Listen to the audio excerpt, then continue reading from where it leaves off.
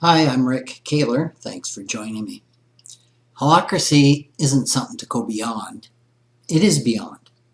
This statement from David Allen, author of the iconic book Getting Things Done, illustrates the challenge of describing the Holacratic approach to operating an organization.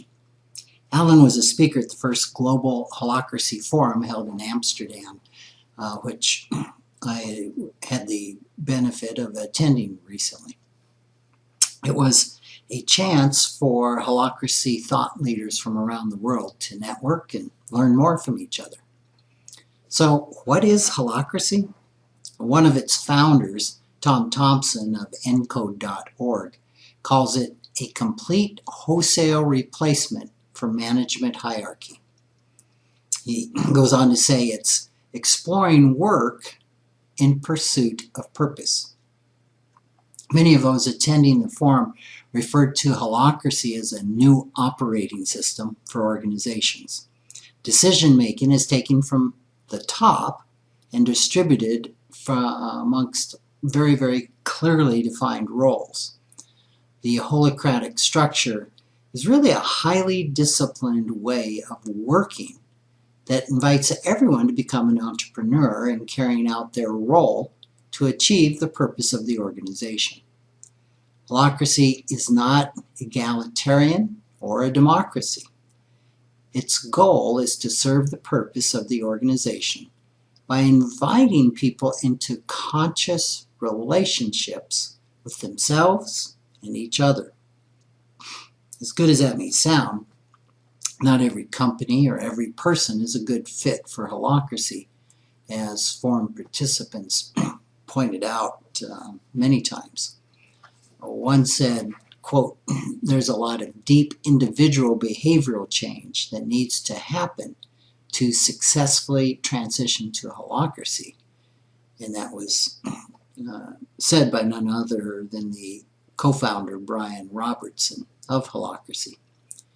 Frank Klinkhammer of NetCentric in Zurich added, "The personal development of every partner," which they call employees partners in Holacracy, "is now important to the whole group. Do not overestimate a person's ability to change, or even your own." Robertson said a significant number of companies claim to have adopted Holacracy, but soon dropped the system. He says most of those thought they were doing Holacracy, but instead still maintained their management hierarchy and just ran the Holacratic meeting structure. He noted that in his experience, companies that make the leap and fully adopt Holacracy say that they will never go back. One of those is David Allen, who discovered Holacracy about 6 years ago when he was about to fold his company of 45 people. He found it the perfect organizational overlay to his system of getting things done.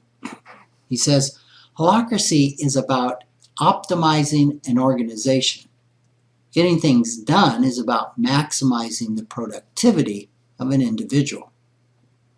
Allen also emphasized the importance of individual behavioral change, saying, "People must know how to manage themselves first to even exist in Holacracy."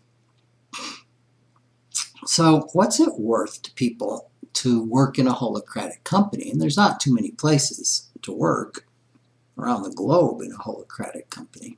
I think there's maybe 1,000 companies that are practicing Holacracy worldwide.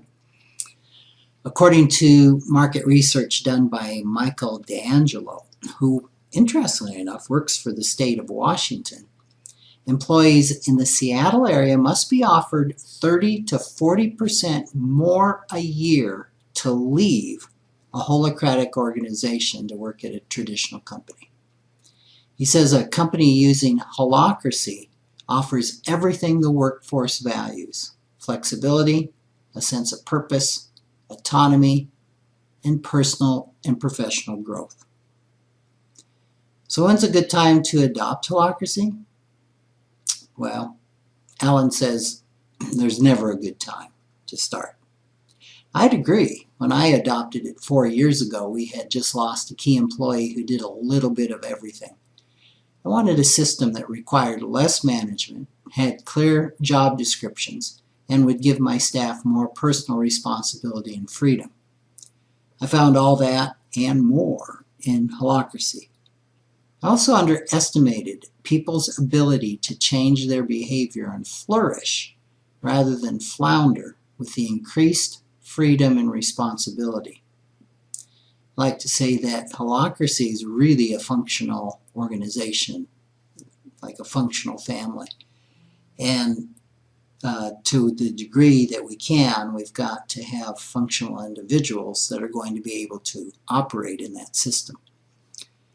Despite the challenges of implementing Holacracy, I do believe that it is, as Robertson described it in his closing remarks, a radical new way to organize power.